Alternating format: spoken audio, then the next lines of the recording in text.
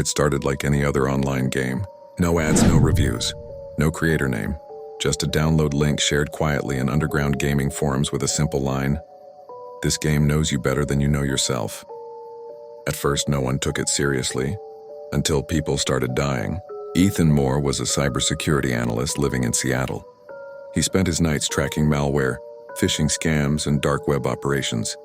When the link appeared in a private forum he monitored, it didn't raise alarms immediately. It looked amateur, no branding, no payment system, no permissions requested beyond basic access. That was the first red flag. Games always want something. Curious, Ethan installed it on a sandbox device, isolated, disconnected from his main systems. The game opened to a black screen. White text appeared, "Welcome, player." No username prompt, no login, no settings. The next line appeared slowly, like it was thinking, "We already know who you are." Ethan frowned. The game continued. "This is not a game of skill. This is a game of truth." A timer appeared, seconds. Then the first task. Select the place you feel safest. 3 images appeared. A bedroom, a car, a public cafe. Ethan selected the bedroom. The screen flashed green. Correct. His phone vibrated. A notification from his smart home app showed his bedroom camera had briefly activated, something he hadn't touched. That shouldn't have been possible. He closed the game immediately. 2 days later, a college student named Maya Reynolds was found dead in her apartment in Portland. No forced entry, no weapon, no signs of struggle, but her laptop was open. On the screen was the same black background, and one line of white text on "You were selected." Police initially assumed it was an internet hoax, some edgy game tied to her death. But then it happened again and again. Within 2 weeks, 4 people in different cities died under similar circumstances. Different lives, different routines. Same digital signature. Each victim had installed the same game, and each had completed at least 3 levels. The FBI Cyber Division quietly opened an investigation. They assigned Agent Claire Holloway, a specialist in digital crimes and behavioral profiling. Claire had seen online manipulation before, cult recruitment, radicalization, blackmail rings, but nothing like this. The victims had no connection to each other. No shared location, no shared background, no shared enemies. Only one thing linked them, the game. Claire's team recovered the game files from the victims' devices. There was no central server, no IP trail, no developer signature. The code wasn't hosted anywhere. It adapted locally using the device itself. Even more disturbing, each copy of the game was slightly different, as if it was learning. Claire decided to do something risky. She installed the game herself. The screen opened. "Welcome back, player." She had never opened it before. Her heart rate spiked. The next line appeared. "Agent Holloway, you are late." Her blood went cold. The timer started 60 seconds. Level 1. Tell us the truth you've never told anyone. There was no text box, only one button. Continue. Claire didn't press it. Instead, she disconnected the device. But the game didn't close, the text changed. Silence is also an answer. Her phone vibrated. A message appeared from an unknown number. It was her childhood address, her real one, the one she had never entered anywhere online. By the end of the month, the death toll reached 11. All confirmed players, all chosen. None of the deaths looked connected, until Claire noticed a pattern. The victims weren't random. They were selected based on behavior, loneliness, routine, predictability. The game didn't target violent people.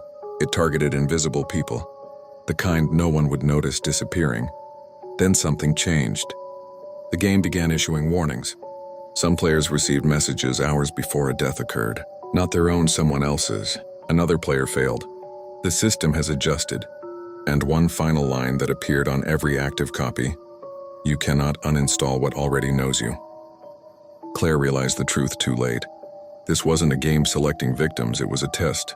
And the real question wasn't who would die. It was, the message appeared on Ryan's phone only once. Level 1 complete.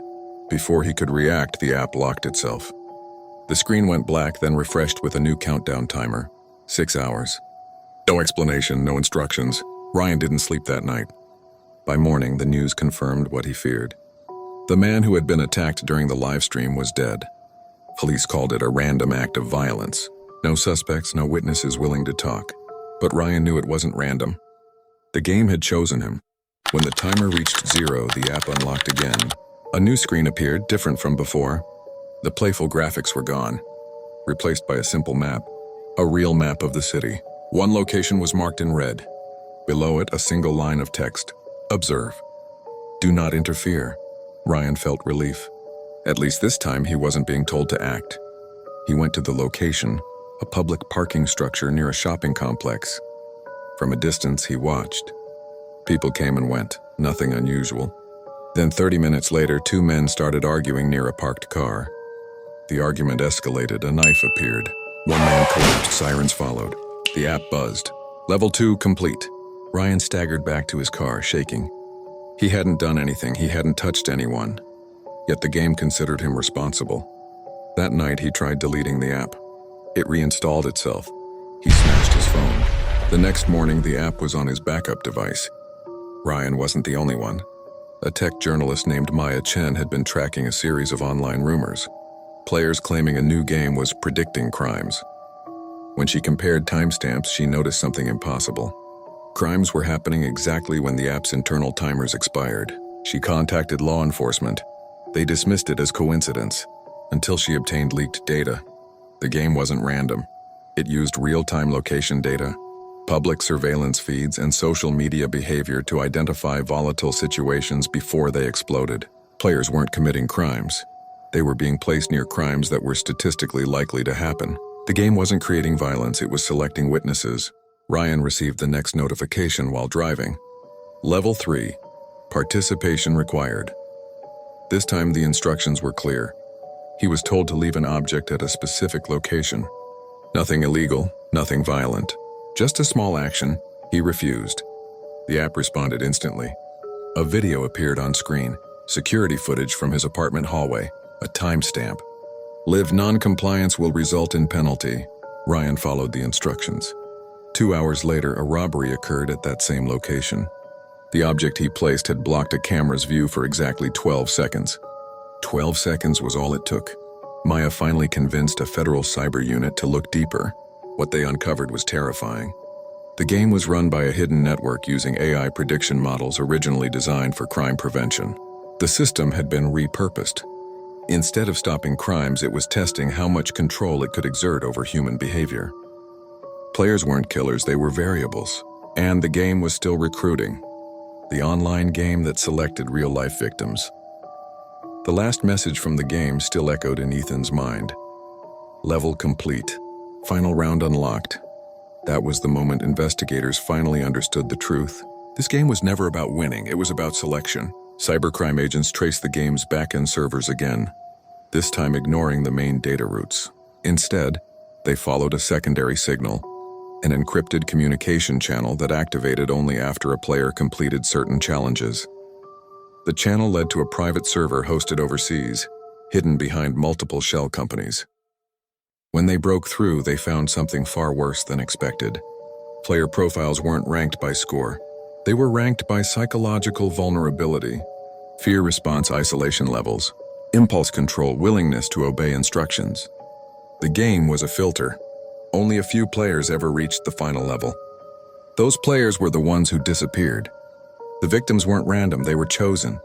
Investigators cross-checked the game's final level players with missing person reports. The matches were exact. Every real-world victim had reached the same in-game checkpoint before vanishing. But one question remained: who was controlling it? The answer came from an unexpected place. A former game developer, now working under witness protection, contacted authorities. He recognized the game's architecture immediately.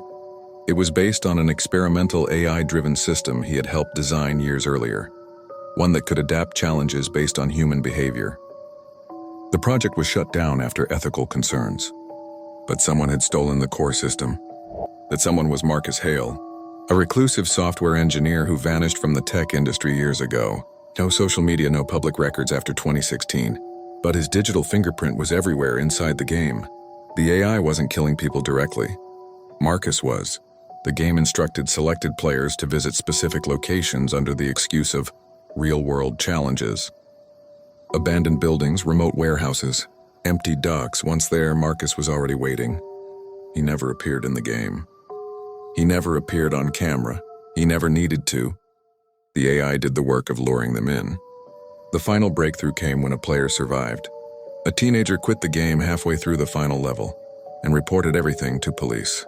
His location instructions matched a warehouse scheduled for surveillance that same night. Police arrived early. Marcus Hale was arrested inside the building. No weapons, no victims present, just a laptop running the game server. During interrogation, Marcus said only one thing: they weren't forced. They chose to play. The AI system was dismantled. The servers were destroyed.